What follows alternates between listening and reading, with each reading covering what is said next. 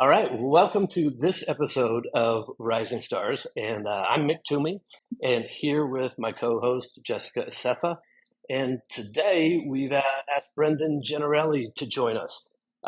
Most of you out there probably know him well, seen him speak. I feel very lucky to have him here. Jessica and I leverage Brendan and his expertise quite often. Before we actually the topic that we're hitting on today. Originally, we were talking with Brendan about really diving into EHO for all. You know, with reward factor going away, what should we be thinking about around EHO for all?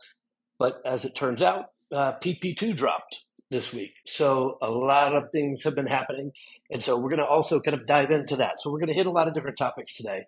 But before we jump in, Brendan, you want to say a few words, give a little bit background on yourself? Yeah, sure. Thanks, Mick. Thanks for having me today. So my name is Brendan Genarelli. I am the Director of Medicare Stars and Quality at Johns Hopkins Health Plan.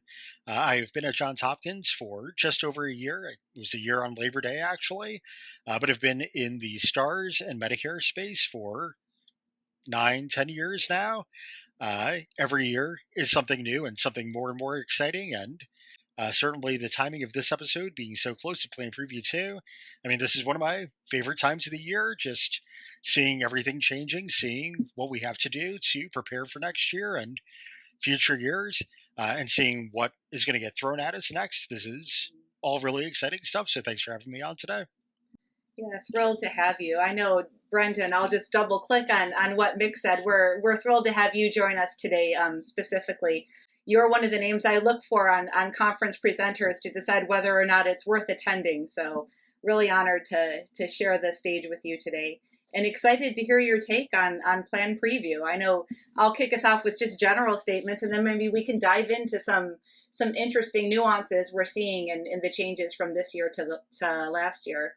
So for anyone who's taken a look at the cut points, I think we all see a whole lot of red, meaning they're getting a lot harder, right?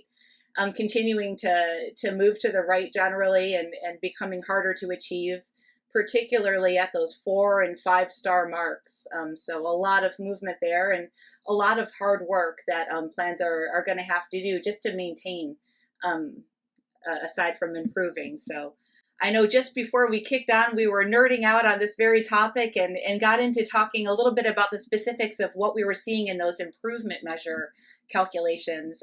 Maybe we can start with Mick. I know you and your team have been diving into the changes in the improvement measures, and I'm going to pass off to you to talk a little bit about what you've unearthed. Yeah, I mean, I just think it's interesting. You know, you look at, you know, we keep talking about the rules that CMS that they're putting in place, the changes that are being made.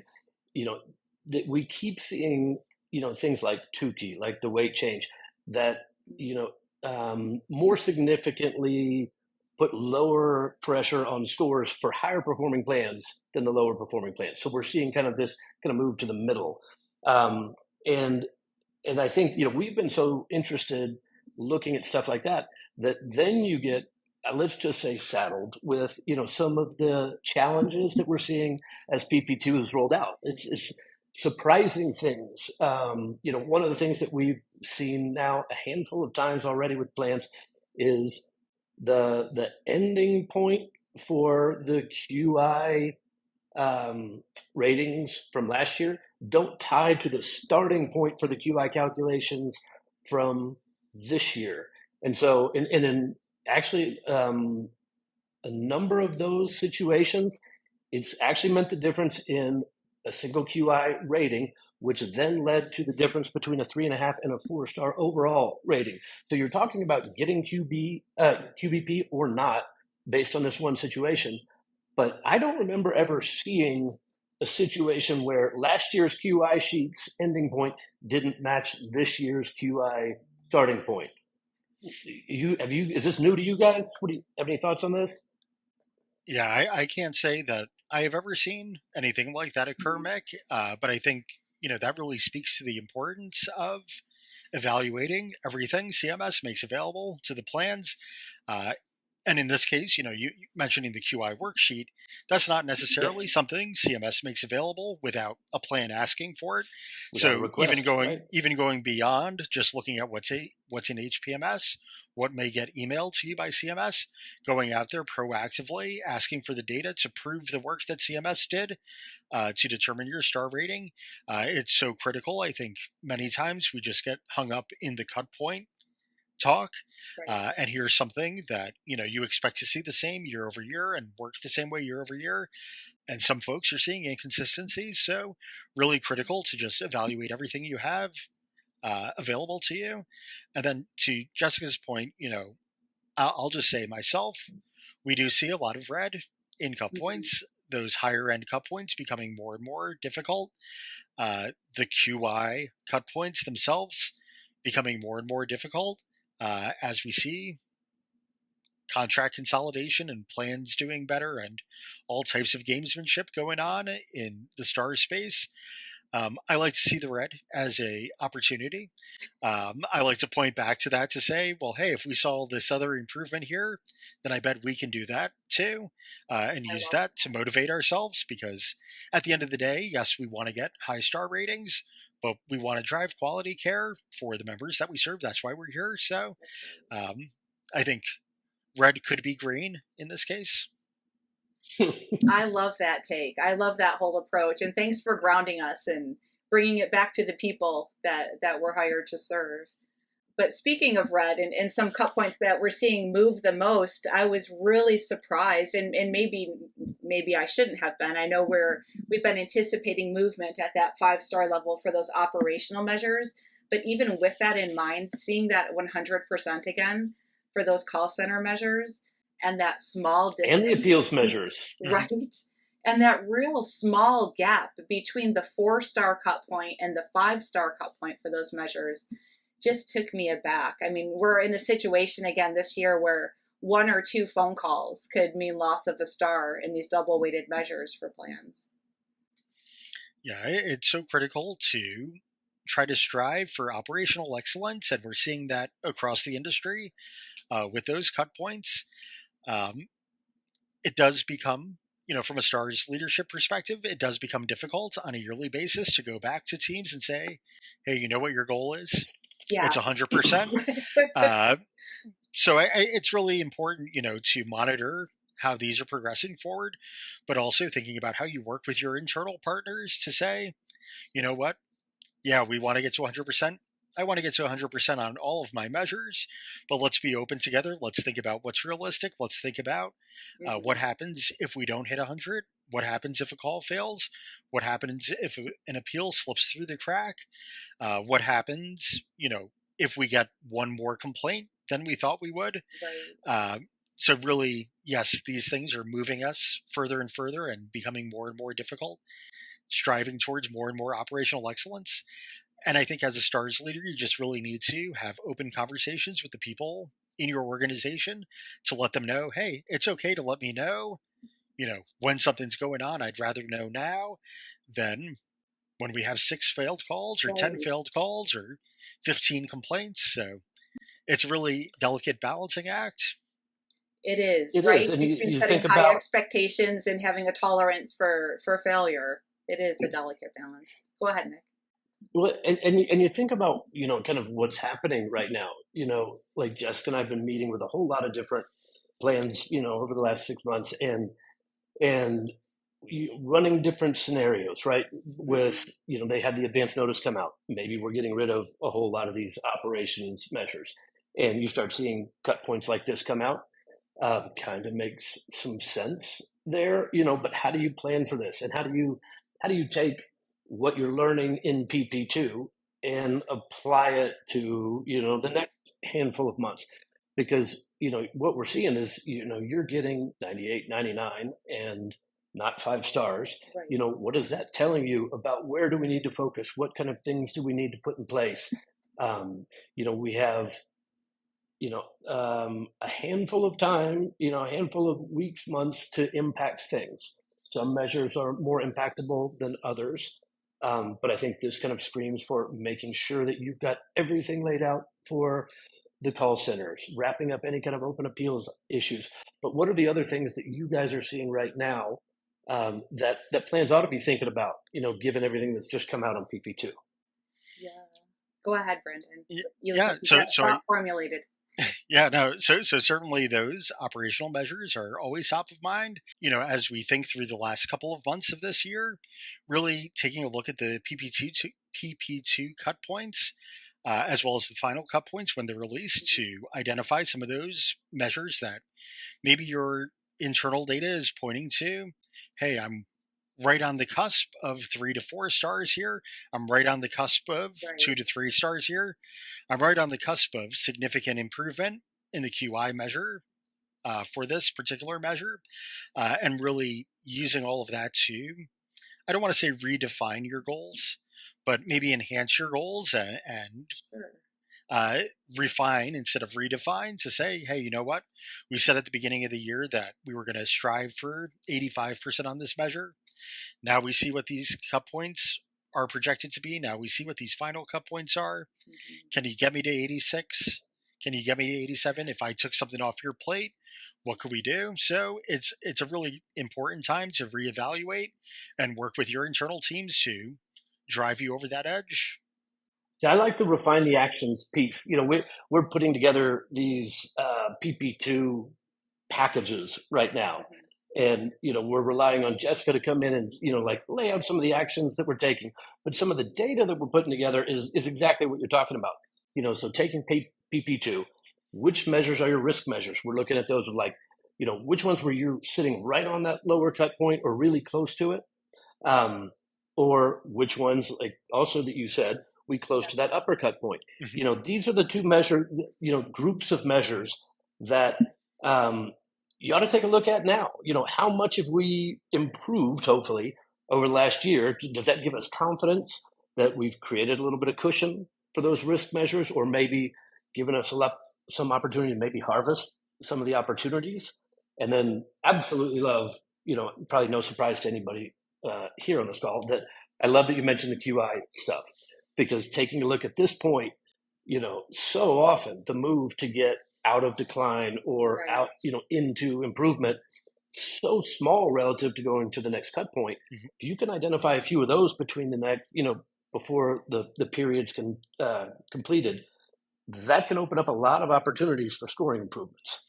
Yeah, and Mick, I wouldn't be myself if I didn't add in, as you're looking at that potential for improvement, if you need 10, 15, 20 members to move from the no improvement or decline into a significant improvement, well, let's look at our EHO for all population and focus 100%. Some of the efforts there and bring in these folks that may have been disengaged from healthcare and hopefully work on the bonus on both sides. And if not, you're still doing the right thing for this group of people. So, I really like that approach quite a bit.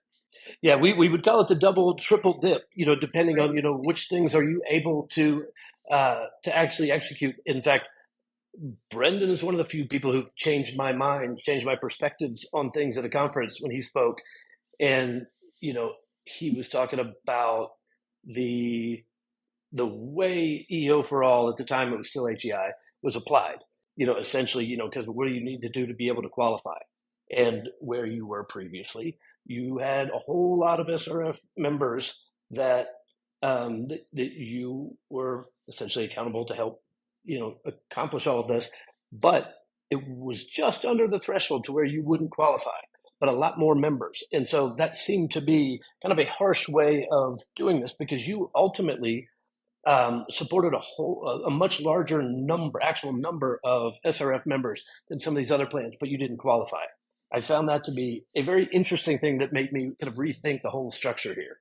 Yeah, thanks, Mick. That eligibility requirement for EHO for all being based on the median rate of all contracts nationally is certainly a really interesting way to figure out who's eligible, especially when you look at the eligibility requirement for every other measure in the STARS program that doesn't necessarily follow that. In the past, and realistically, we don't know where that eligibility marker is going to be next year with all the contract consolidation, with Right. all of the news happening right now. We don't know where that will end up. Realistically, I think it's very important for plans to have a perspective of where they'll land, to know who their members are, who are part of that population. Even if you don't qualify for EHO for all, just do the right thing and help those folks. And, while you may not get the shiny EHO for all reward at the end of the day, A, you're doing the right thing. B, you are going to drive all of these other measure performance by reaching out to these folks that, have been left out of healthcare or may have all types of social determinant of health issues that are preventing them from being part of your routine campaigns over the course of the year.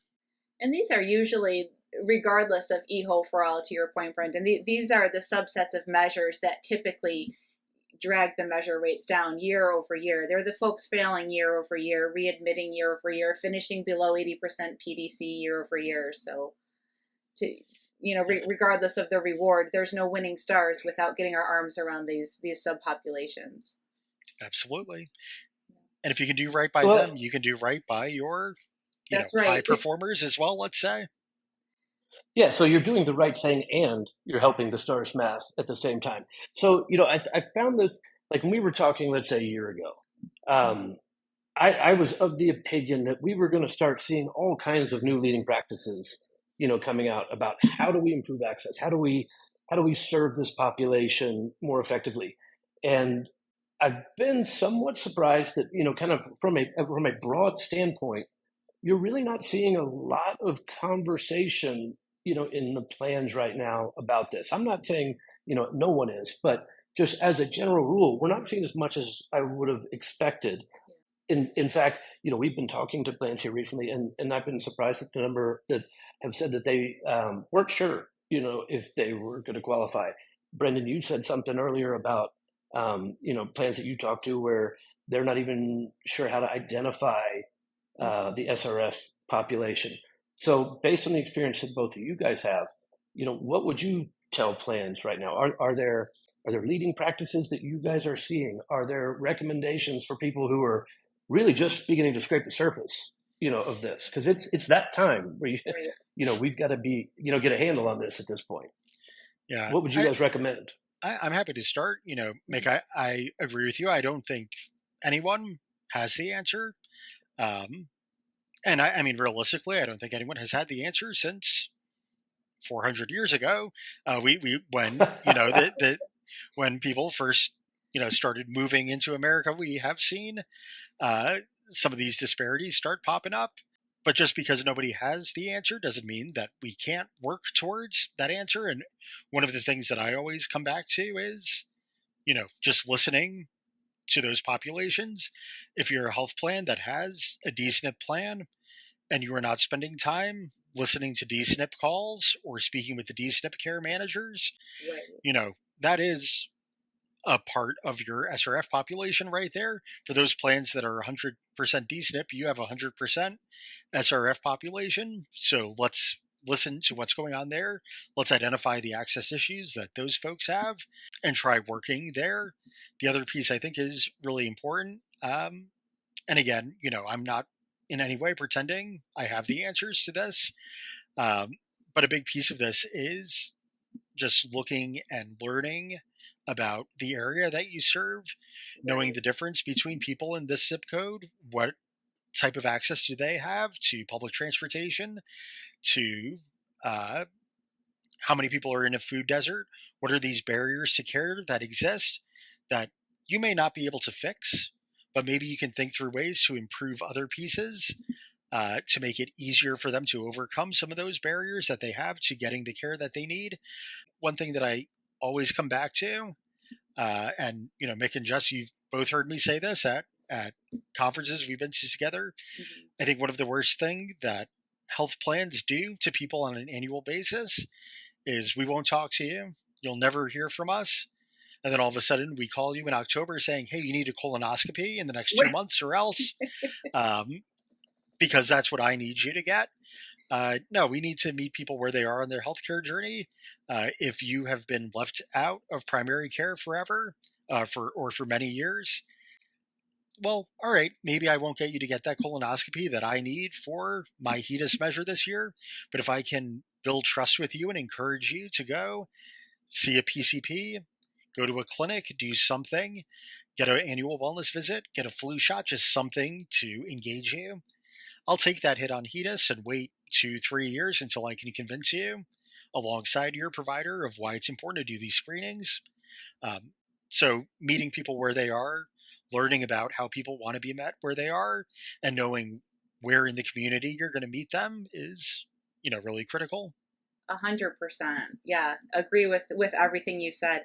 And I think sometimes folks too, I mean, we talk about silos and stars, focusing in a, operating in a silo sometimes. And I've never been to a conference without at least one silo busting presentation, because they're needed. And to that point, I think a lot of times when we're looking at that EHO qualifying population, the low income, the DD folks, these SNP members, right?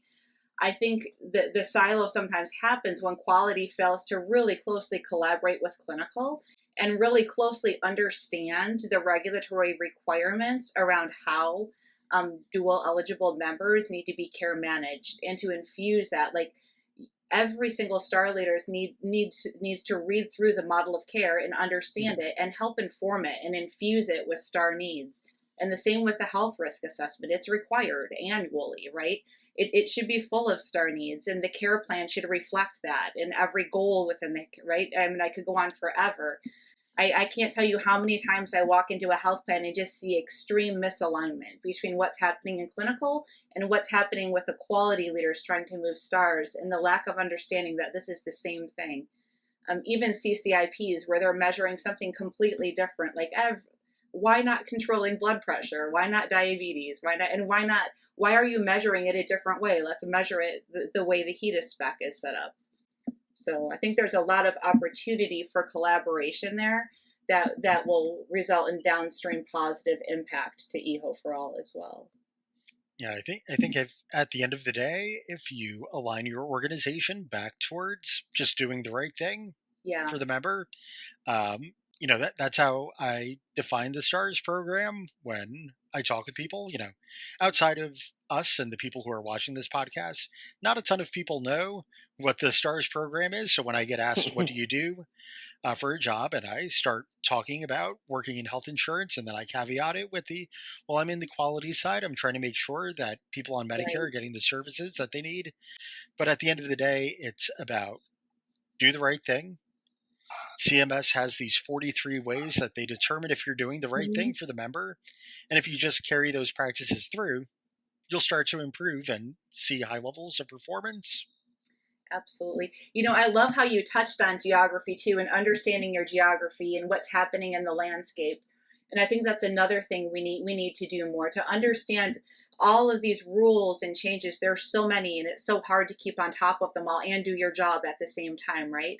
But even these rules outside of stars, I don't think we can no longer control F and look for the word star in a lot of these final rules and notices and memos that come out, because so much of it impacts star ratings. And that takes me back to just our conversation earlier about SNP, the SNP population, the Medicaid redeterminations, and how that's really just changed these new special enrollment periods for SNP members, where they can leave the plan at any time and move into a different integrated FIDE or HIDE SNP.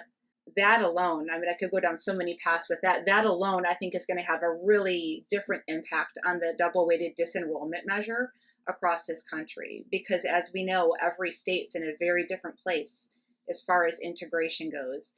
And some plans might experience that disruption quite a bit, where there's a lot of FIDE and HIDE options to bounce around.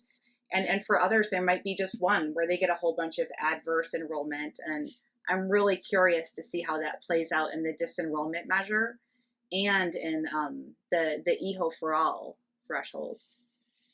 Yeah, I mean, you would sure expect, as we see the integration of D-SNP in different states occurring at different times across the country, you would sure expect to see that enrollment target starting to move over to the right. Right. and become more and more difficult. And if you are in a state that does not have that integrated D-SNP, and you're competing with states that do have that integrated D-SNP, it's going to be really difficult to achieve even that initial entry point to EO for all. But from a disenrollment standpoint, I think that's a really great point, Jess. I kind of view it two different ways. One as taking off my Stars leader hat for a second. Yes, you want to see people moving over to D-SNP plans if they qualify for them, because you would expect the ability to coordinate between Medicare and Medicaid and the integration between the two and that care management. That's great. As I look at it from a Stars leader perspective, and I have that to add on to, well, hey, here are all these other elements of voluntary disenrollment that I'm trying to battle, and this one that is impossible to get around, it just adds another layer of difficulty and another reason to try to control the controllable within Stars, or the more controllable within Stars, to account for, hey, we're going to lose people to these integrated plans. Nothing I can do to stop that. Let me focus on keeping these people that I can keep to try to keep the disenrollment level down. Exactly. Well, and I'm gonna go back to something, Jessica, that you said at the beginning, and it kind of ties into very heavily into PP2 and actions to be taken right now, and kind of interestingly, a lot that's going on LinkedIn right now. Mm-hmm. But you were talking about all the red. Now cut points are getting harder, right? And how often have we sat down with a plan and there typically when you find plans that are negatively surprised when PP2 comes out, you talk to them about what cut point projections were you using. They're like, well, we were using last year's cut points. And it's been a challenging thing.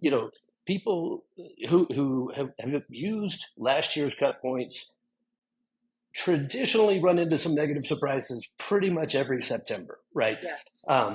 And I think, it's kind of nice seeing, there have been people out on LinkedIn for years saying, well, if you've got people telling you they forecast cut points, that's, they're making things up. Reality is you have to forecast cut points if you want to be competitive. And it's good to see some of those people who are saying that now kind of getting on that bandwagon. So we're seeing a lot more people now talking about projecting cut points, which I think is fantastic for the industry. It's definitely where we need to go. But if you were one of those plans that maybe didn't project that and were using last year's cut points, you got a big negative surprise, this week. And so with that in mind, there's still time to impact Stars 2027.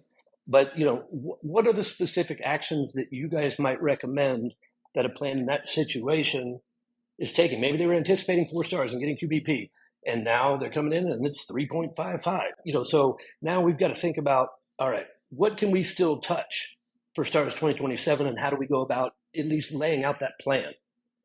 Put you guys in that situation and walk me through it. Yeah, so if I was a plan that was using last year's cut points, I probably would have learned by now to maybe not do so, because I would have been unpleasantly surprised, like you said, Mick. Yep. And I know I'm speaking with one of the experts in cut point forecasting here, but as someone who is certainly not an expert in that, yes, you can work towards very advanced models of cut point forecasting, but you can also look at trends over the past couple of years and see, hey, Sure. Every year we're seeing increases. Right. If 5 stars last year was 80%, 9 times out of 10, it's not going to be 80% this year. It's probably going to be 82, 83, 84.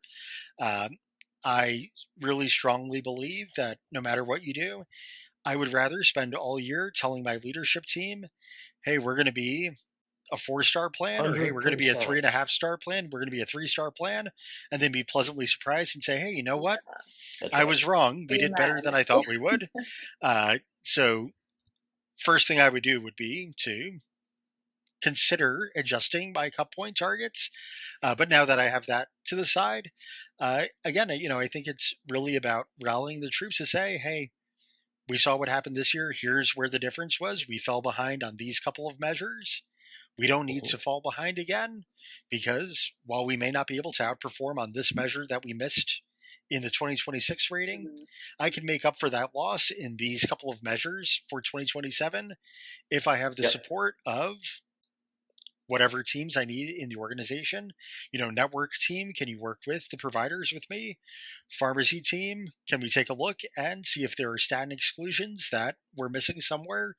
Call center, here's how we speak with members, in the run up to caps and through the AEP period. Right. Just doing every little thing, just checking in with those folks that are so important to driving the success of your organization. The STARS team knows how the STARS math works. We work with the rest of the organization to make sure that we meet that math. We need the other people in the organization to collaborate with us and getting that message out there. Knowing when to pull the fire alarm with leadership is really important at this time of year. Absolutely. Absolutely. And I think, that's where, of course, you're looking at the math and allowing that to guide you. And this is who you are at your core, right? A data-driven individual. I think, though, I'm often surprised how many plans, and maybe not surprised, but I just see over and over plans who use that math at the beginning of the year, maybe look at it a little in the beginning, they set their goals, and they just keep driving blindly towards those goals, where maybe those goals made a whole lot of sense in quarter one and in some sense in quarter two, but they're not the Q4 push goals, and they forget to do that PP2 analysis exercise Mick was talking 100%. about and you were talking about together, the two of you. I loved that back and forth at the beginning. And using data like to drive the Q4 analysis and not getting lost in your projects. Yeah, exactly. If I had set a goal at the beginning of the year that I want, I don't know, colorectal cancer screening to be 85% at the end of the year, and I'm entering Q4 right now and I see that I'm at 75%, I'm probably not going to hit that goal, but I need to be able to make up for that in order to get to my STARS calculation. So over the course of the year, you really need to continually be looking at the data, remodeling your model, for lack of better words. And then with PP2, just realizing how close or how far you were, taking that opportunity again to say, all right, I said we needed to do this. Well, we still do, but now we need to do this on top of it. Or, hey, we're never going to hit that colorectal goal that I set. What can we do to maintain? What can we do to avoid the significant decline in the QI measure and move our efforts someplace else to make up for that loss or that non? Yeah, I mean, I think, yeah, at the beginning of the year, target setting is critical, right? You've got to understand what's realistic, what's achievable. You establish those targets. It helps you kind of manage through the year, right? But reality is PP2 comes out and has the ability to alter your reality, your understanding of your reality. And you can't have your head in the sand. Like, well, this was our goal, this was our target. Okay, but right now we know this. And therefore, as a result, we need to go hit this. And so, I'm a big believer in, as you said, Jessica, letting the data drive some of this, because there are a lot of learnings that come out of PP2. And if you kind of take a step back, step away from, this is hard to do sometimes, but step away from what that overall score is. But look at what's happening one step below. Which measures do I need to focus on based on what I've seen the cut points do and what my performance has since done this year? Because that's really going to drive the things that ultimately are going to move the needle for STARS 2027. What's left in the year? Which measures can I impact? Which ones do I need to impact? And how do I pull the team together to put a plan together to go execute on that? That's my simple brain's take on how to think about this. No, that makes perfect sense. And you do have to take a step back from everything going on to complete that exercise, right? Maybe when you're down to limited time and limited budget, right, and limited ability to impact that STAR year, maybe it doesn't make sense to do a Q4 fit kit mail wave anymore, right? Maybe I need to repurpose those dollars, because these, to your point, measures that could go into significant decline are going to tank me. So. Right. Just move it up that much and make that change. Yeah. Go ahead, Brendan. Sorry. And one of the things that I, as we continue thinking through how do you continue to adapt and continue to enhance your models to prepare you after PP2 and get you through Q4? I mean, in Plan Preview 2, right, we all know the wording from CMS. None of this is official. None of this is finalized. Mm-hmm. It could change. You only get your plan's data. So we have no idea what's going on in the rest of the market.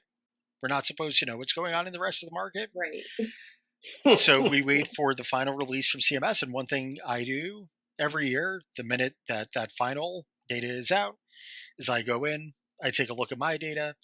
I'll say colorectal cancer screening again because I've been using that as the example all day. It's the go-to. Hey, in my 2026 star rating, I got X number of stars.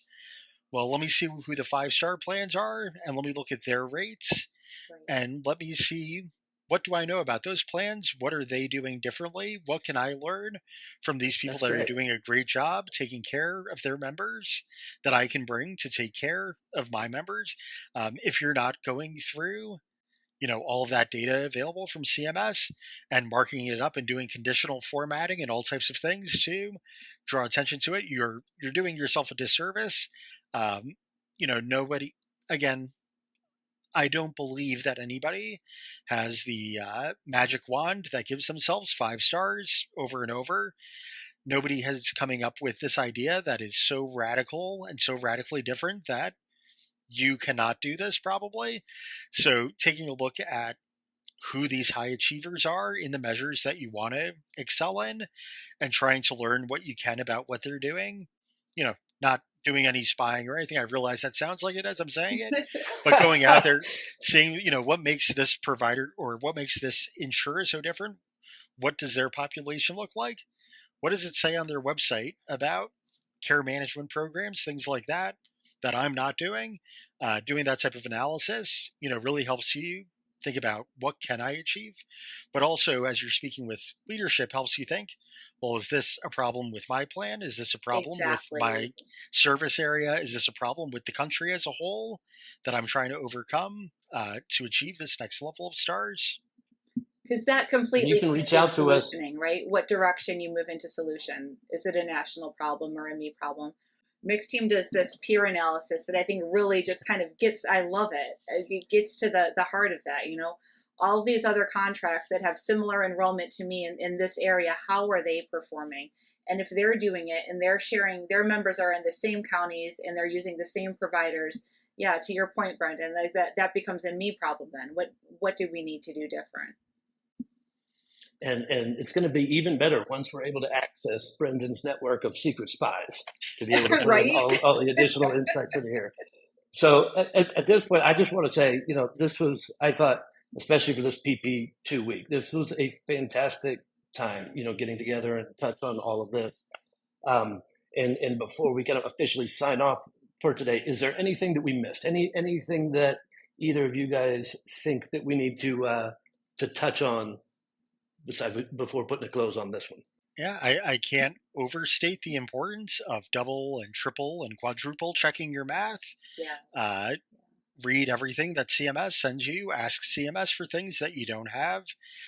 They are historically very responsive. They will let you know what they can provide, what they can't provide to you. When you get the technical notes, we all move right towards the cut points. But there's a lot of information in there that's worth reading. If you look at Plan Preview 2 outlier metrics, there's sometimes some interesting things in there that are worth asking about.